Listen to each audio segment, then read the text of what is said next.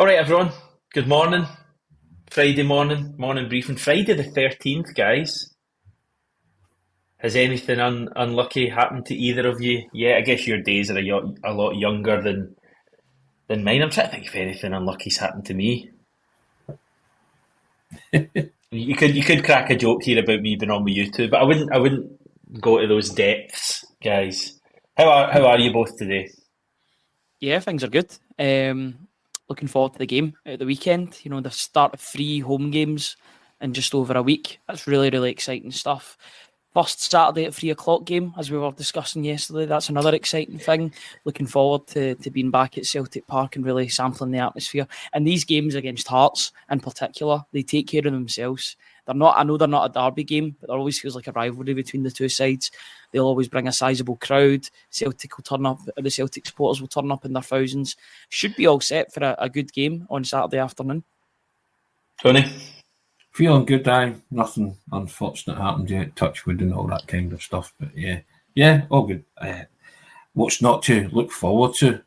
We've been speaking about it for a wee while. The next 8 days are just as exciting as it gets, isn't it? A cracking game against Hearts, the one we all been waiting for on Wednesday night. I know it's a game at a time stuff, and priorities getting 3 points against Hearts, but you cannot help get excited for Wednesday night. It's just the nature of it, isn't it? The competition, finally the chance to maybe sort of do something in a competition, which would be great.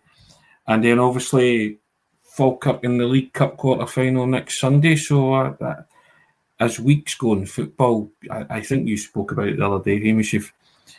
How much will the Celtic supporters be smiling if they get 3 wins out of 3 from that lot? Yeah, and by the way, that's not a tall order. I think Celtic should be targeting that anyway.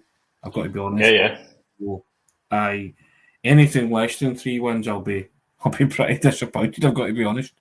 So 100%. That's what I was going to say, Tony. Like anything less than 3 wins, and you are, as fans, you're going to beat. If we don't beat Bratislava in our opening game, or if we don't beat Hearts tomorrow, or if we go out with the cup to Falkirk, any of those three are going to lead to real disappointment and put a bit of a downer and things. But that's Celtic. You know, you're only as good as your last game or your last couple of games. But I have total faith in the team over these next 3 games that they're going to win all three, and we're going to be on one hell of a high and sent into three kind of challenging away games after that. It's a funny wee run this between the two international breaks. We've got 3 games at Celtic Park over a week, and then we've got I think St Johnstone away, Borussia Dortmund away, and Ross County away as well. So a couple of kind of challenging domestic away games in the glitz and glamour of Signal Iduna Park. But we can't look to that game yet, guys, can we? Because we've got Hearts tomorrow. This is the enjoyable part about covering Celtic. Every game, regardless of who you're playing against, whether it's Hearts at home, Falkirk in the League Cup, Borussia Dortmund, Slovan Bratislava, every game's massive now. From now until the end of the season, every game has a purpose. It's not pre-season anymore. Every game has weight and value behind it. And you're right. You are one win away. You are one draw defeat away from a crisis. But you wouldn't want it any other way, because it keeps your interest and it keeps the concentration levels high. You're just desperate to get to the next game. I think we're all in this. I mean, we all had the international break, but even if Celtic weren't playing that great, we'd be looking forward to the next game because it's the end of an international break. It just so happens that Celtic are playing some of the best football we've seen in recent years. So that's something exciting to really look forward to over the next week or so. I expect Celtic to score a lot of goals between now and next Sunday. That's my bold prediction. I think the goals will be scored. I think strikers will be scoring. I'm going to go double figures. I'm going to go at least 10 in the next 3 games.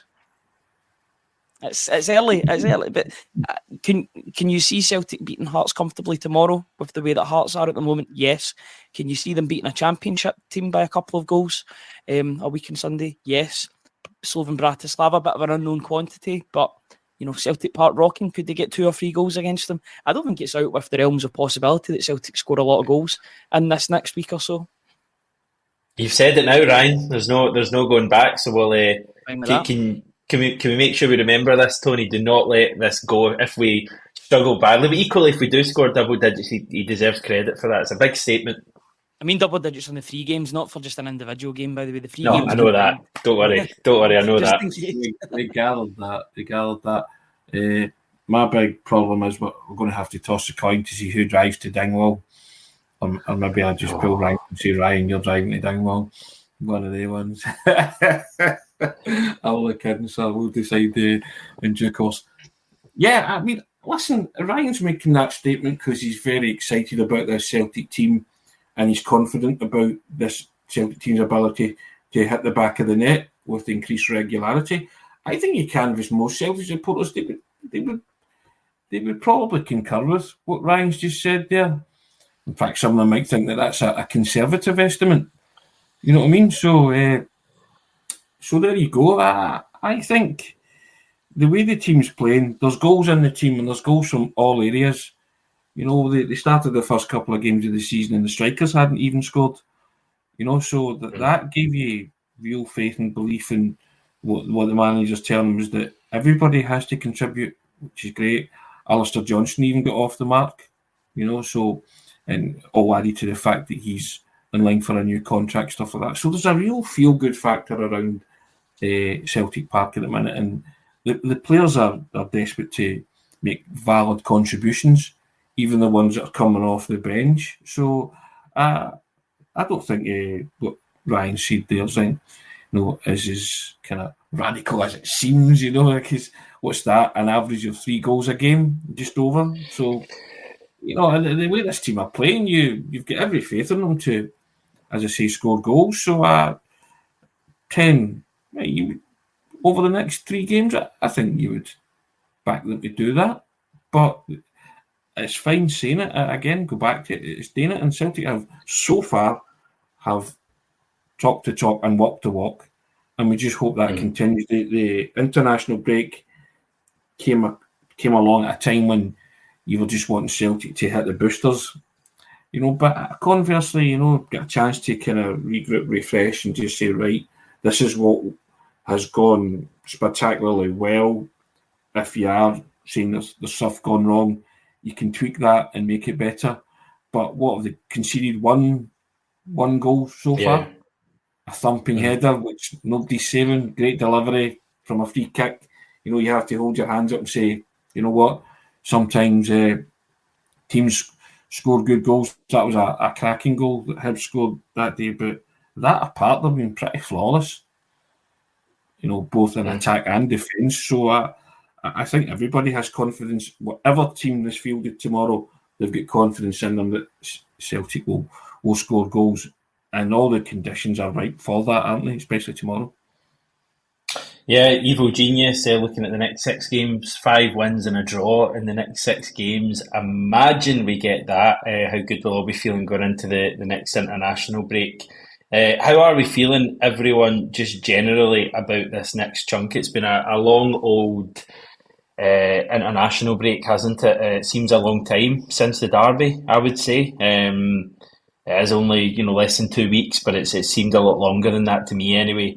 But we're now back and ready to keep going. So how are we all feeling about this next chunk of matches? Let us know. What are we expecting from Hearts tomorrow, guys? Because they're struggling badly. They've got 1 point from 4 games so far. I don't even know if I think they've scored 1 league goal. I think they scored against Dundee. Shanklin's not scored a goal yet for them. The pressure is on Stephen Naismith. Are there any fears about tomorrow's game, Ryan? I've got to be honest, I do expect Hearts to up their game because it seems like they always do against Celtic. I know maybe that's more at home than away from home, but you're always going to be in for a battle when Hearts come to town. It's just that sort of game, and Stephen Naismith will be rallying his troops for that very reason, to make sure that it's as difficult as possible. But I do think that there is a fear factor with Celtic at the moment with teams. I think they realise how strong Celtic are. This is arguably the strongest Celtic have been under Brendan Rodgers, out with the invincible treble season, in my opinion. In terms of the style of football, it's right up there with the invincible treble team of 2016-17. But I think we're only in the early stages, and you're going to see that evolve and develop over the season. It's quite exciting to think of where this team can go in a couple of months, because we're only in the middle of September at the moment. We're going to have so much. Going to have so much proof with all of these games coming up, both in the Champions League, League Cup, and the Premiership as well. So I do expect Hearts to up their game, because they're better than what they're showing currently. They made some good signings in the summer. So for whatever reason, they're underachieving in the league. They got that good result against Rangers, which arguably they could have won. I watched that game and they could have won against Rangers if they took their chances. But they've lost every other game. And especially the game against Dundee, which I watched on Premier Sports, they were absolutely thumped. Dundee could and should have scored a lot more than the 3 that they got in the first half. So Naismith is under pressure, but I do expect them to up their game, because that's just what Hearts do. They'll bring a big crowd tomorrow, an expectant crowd that will be wanting something, something to cling on to for the season. They've got the European football, of course, and the Conference League. It was unlucky that they got put out the Europa League, but they need to get their league form back on track, or any sort of form. But I just think if Celtic turn up and play the way that we know that they can play, then there's only going to be one winner tomorrow. And if Celtic play anywhere near their best, then they'll get a couple of goals against this Hearts side, because they are a Hearts side that are feeling sorry for themselves at this moment in time. And the start of the season has not been good whatsoever. So it's up to Celtic to sort of reopen some of those maybe closed wounds over the international break, and really make them think about how badly they've started the season, really. I think if we get an early goal tomorrow, like we have in a lot of games, that could be really important, because Hearts are going to be fragile confidence-wise, a bit like Hibs were. And we scored really early goals in both games against Hibs. And all right, we didn't really go on to batter Hibs in either game, but you could see that tomorrow. The thing I was thinking about Hearts, and they've obviously struggled so far this season, Tony, but like you look at Aberdeen last season, who struggled generally, but gave us some really tough games when they actually played us, because they had quality players, the likes of Miovski and McGrath and Clarkson and players like that. Hearts are obviously struggling at this point, but you can't deny that they still have, in relative terms to Scottish football, quality players. Shankland is a quality player at Scottish football level. I think Danda is a really good player. Blair Spittle. There will be others there. They have a good squad on paper. So I guess that's something maybe we still need to keep that in mind tomorrow, that they do have quality, and you can't be slacking in any way.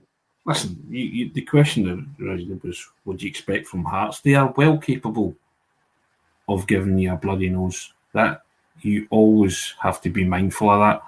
But I think Celtic have to just grasp the nettle here. What is it the manager said last season? Apply scoreboard pressure. Come tomorrow, Celtic could be 8 points clear of Rangers. And the pendulum swings back, the pendulum of pressure swings back to Rangers to go to Tannadice to close it back to 5, and it becomes a must-win. Celtic have to take every opportunity that they get to widen this gap, and also be aware of the challenge from Pittodrie and Aberdeen. It'll be interesting to see if they can keep winning. So, but I think in terms of Hearts, Hearts need something to cling on to, and they'll come and they'll play the way Hearts play, but Celtic have found ways around that more often than not, and I think certainly tomorrow they'll find a way around it. I don't think anybody in the stadium will care about the pressure that the opposition manager's under. I think they'll just want Celtic to be as ruthless as they can and try, as you say, get that early goal and put themselves in a comfortable position, which they have been doing in a lot of games in the first half. Not so much taking their foot off the pedal, but game management and stuff like that. But I think tomorrow, given the chance and Celtic can put Hearts to the sword, they will take it. I think those are desperate. They're just coming into their stride. Ryan alluded to that. Where can this team go? And I think the manager's maybe been saying that to them as well. We can be more ruthless. We can be more clinical. And I think that's what you want. That's what he'll deem as progress and improvement and development as we're going along. So I think tomorrow's one of those games where if Celtic can get ahead early, I don't think there'll be any kind of let up, Hamish. I think it's that performance that we want. that full 90-minute performance to take you into the next stage of your development, which is playing at the elite level in club football. So I think Celtic will want the perfect warm-up. So I think they will go hell for leather tomorrow, and I don't think as much as they want to, Hearts will be able to do anything about it. Yeah, you mean you'd back us to get an early goal in tomorrow's game? I mean, you would look at that and think, Celtic first 10 minutes, first 15 minutes, can we score? And you think it's probably more likely than not based off the last month. I just wonder if the game on Wednesday might prevent us from seeing that 90-minute performance. I just wonder if we're a few goals up, if Brendan Rodgers might. Well, I think he certainly, if we're a couple of goals up, will bring on a few of the new guys. I don't personally think any of them will start. I could be wrong. Maybe Engels will start. I feel like he might continue with the midfield that started the derby.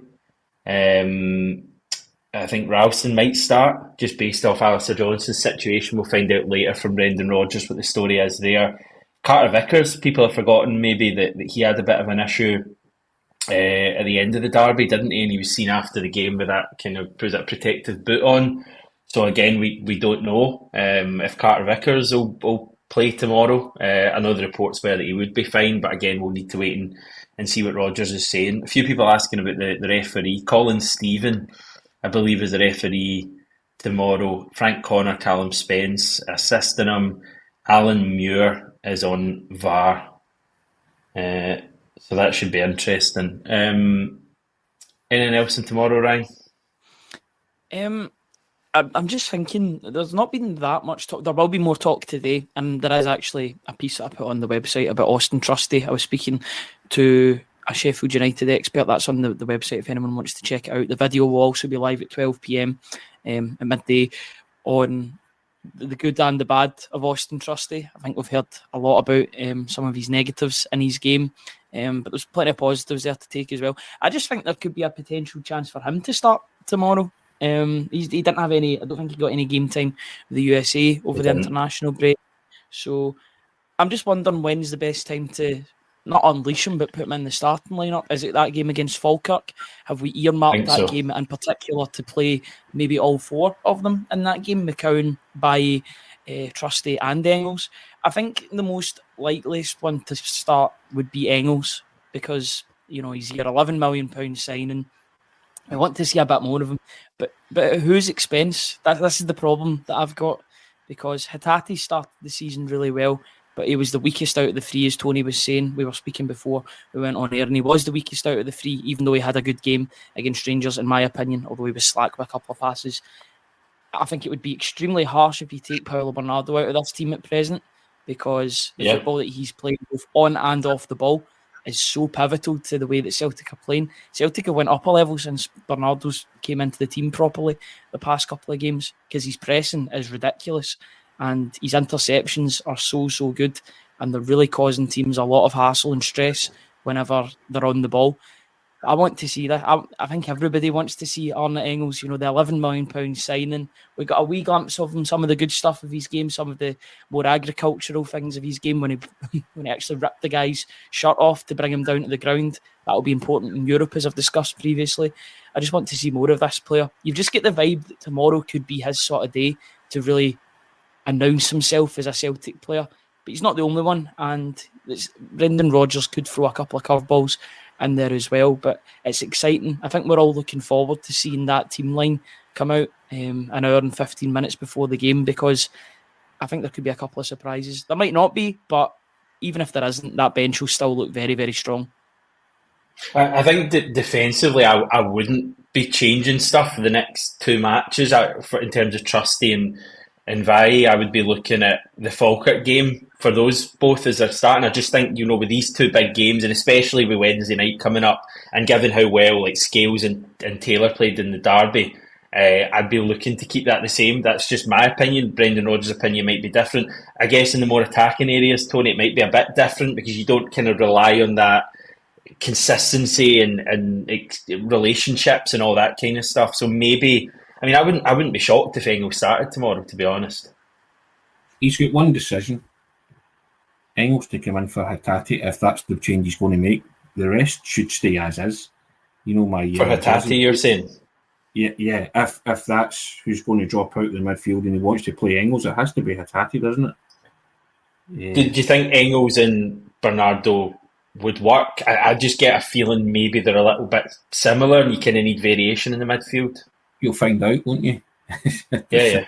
You'll find that out. But I'm not necessarily saying the manager will do that. I just think Engels has been brought for a reason, and that's to play in the Champions League. So for me, he's an automatic starter on Wednesday.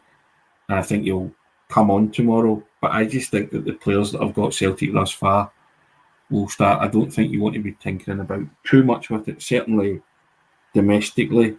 But he has a game plan for the Champions League, which will see him completely rip that up because you can't play like that. Well, you want to see if you can play like that the way you can play domestically and transition it into the Champions League. But there will be tweaks in the team. But, you talk about not looking too far ahead. There's no doubt in my mind that Celtic will have been focusing on both these games this week. The manager's thorough. And and people talk about, you can't overload players with too much information. I liken it to American footballers. Look at the amount of plays that they have to learn and the information overload that they get. So players can learn to play 2 games in the space of days in 2 different systems and do lots of different stuff. So I don't think, and outwardly Celtic would never admit it, Rodgers would never admit it, because the next game is the one that you focus on. Yada, yada, yada. That's your next challenge. That's the most important game.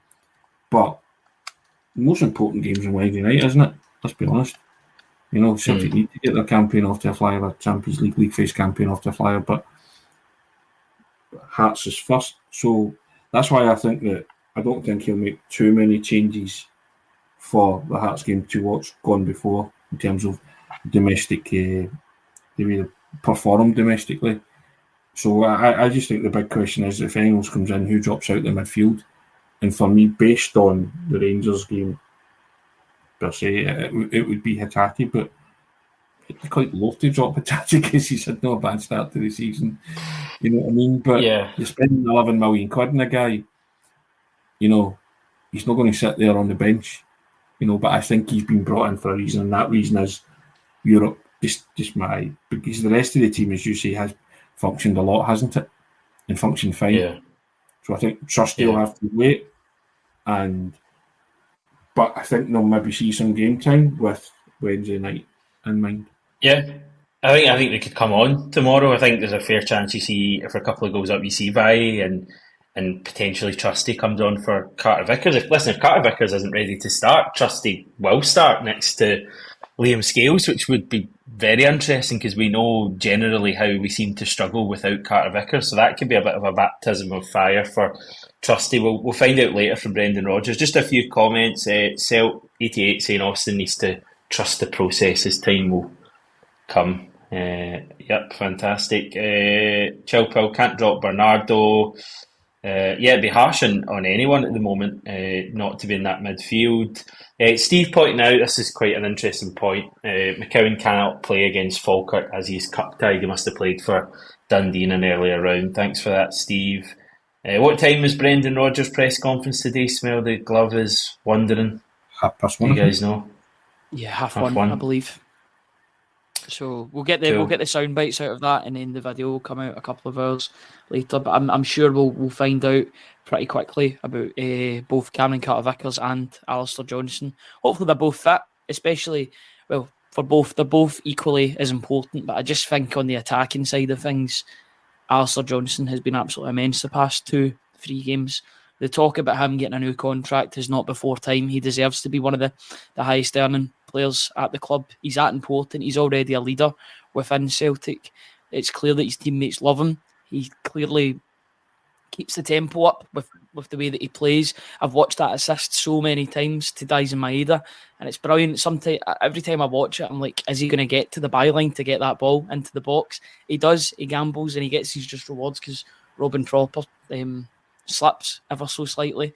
But yeah, I've been very, very impressed by Alistair Johnston recently. I think he's went up a level from what he was last season. The acid test is the Champions League, of course, but I've got my money on him to succeed there too. Yeah, another thing I wanted to just talk about was some quotes from Owen Hargreaves. A bit interesting to hear Owen Hargreaves speaking about Celtic. Did you guys reckon he was promoting TNT coverage or something like that ahead of Yeah, would have been. Yeah. the Champions League? But he's just been speaking generally very positively about all things Celtic and Brendan Rodgers, and he reckons that we could have Scottish football's first £40 million player at some stage. He's talked up Arne Engels. He says Rodgers is not going to mess with Engels when they've invested that level of money. Celtic have done a good job on transfers. He praised the Japanese model as well. And he reckons the new format might of the Champions League might help us going forward because we don't have to necessarily play a big team home and away. So yeah, any thoughts on Owen Hargreaves talking about Celtic, Tony? To be fair to Owen Hargreaves, whenever he has spoken about Celtic on Champions League coverage, he's always been very fair. Yeah, I think He's so. always been able to extrapolate himself from it and look upon it in purely footballing level. And I've always enjoyed Owen Hargreaves talking about Celtic, and I think he's enjoyed playing at Celtic Park himself. He's spoken about that in the past, and but he's always been kind to Celtic, and he's always tried to give some sort of counterbalance to people just having a go at Celtic and saying, "Oh, they get beat again," or their record's terrible. But he's always brought some kind of perspective to it and said, "Look, this is a cracking club with a great support, a great history, but they're fighting against heavyweights." So whenever he talks, I kind of tend to listen because I think he's one of the better analysts on the Champions League coverage, and he's fair. I He's fair agree. to Yeah. Celtic because he understands their standing in European football and where they want to go, and he's always kind, and I don't. It's no surprise that he's speaking highly of Brendan Rodgers and Celtic because, as I say, I don't know if he has any kind of Celtic leanings or anything, but he's always batting for Celtic in that environment because he's played in it and he knows it's unforgiving, and he knows that Celtic are doing their best again. Originally in the Champions League groups stages, that they were competing against some real heavyweights, and it was slanted very heavily against them. And he always made that point.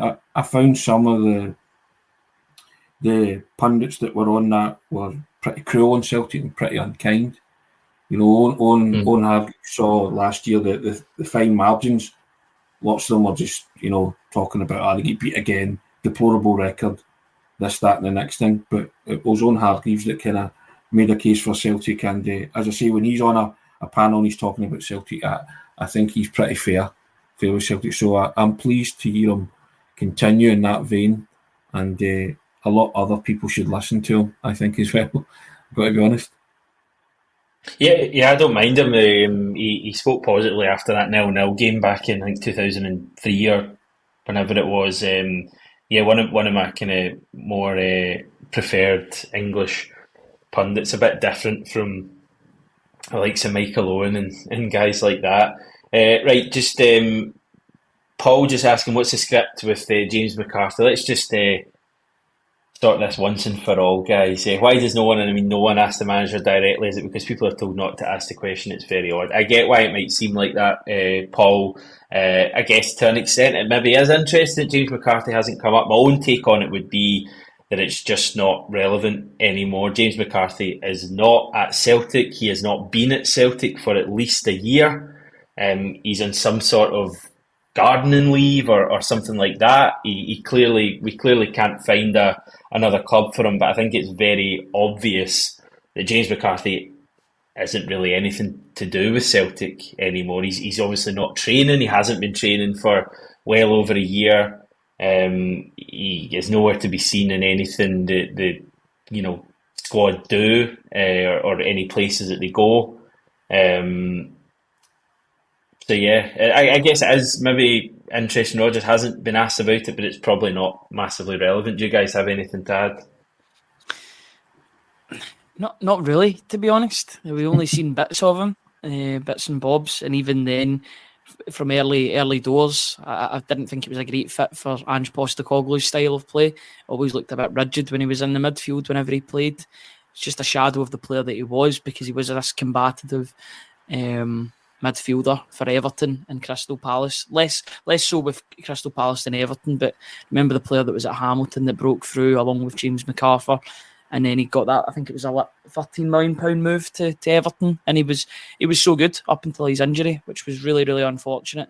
A player that I always wanted to see play for Celtic, and I'm glad that he did get that opportunity, but it was too far down the road, unfortunately. If we'd have got him 5-6 years earlier, I've got no doubt in my mind that he would have been a star player for Celtic, but injuries catch up with him, wear and tear of a season, and he just couldn't fulfil the roles that would have been required of not just a Celtic midfielder, but an Ange Postecoglou Celtic midfielder, which was even more, demanding than before.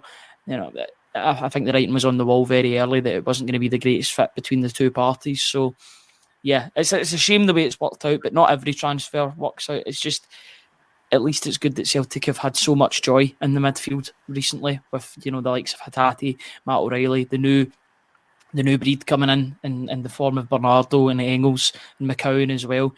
It's not a problem area. It's just it's just one of those side note things that gets brought up every once in a while. Shame the way it's worked out, but I think both parties have moved on and well moved on by now. Liam Shaw, probably another one, Tony, because he's officially still at the club, but he clearly isn't because he was nowhere to be seen in pre-season. So Celtic quietly moved these guys on, and there's not a song and a dance made of it. And what's there to be said? They've moved on. And also as well, just to address the fact that I've been a journalist for nearly 28 years, 29 years.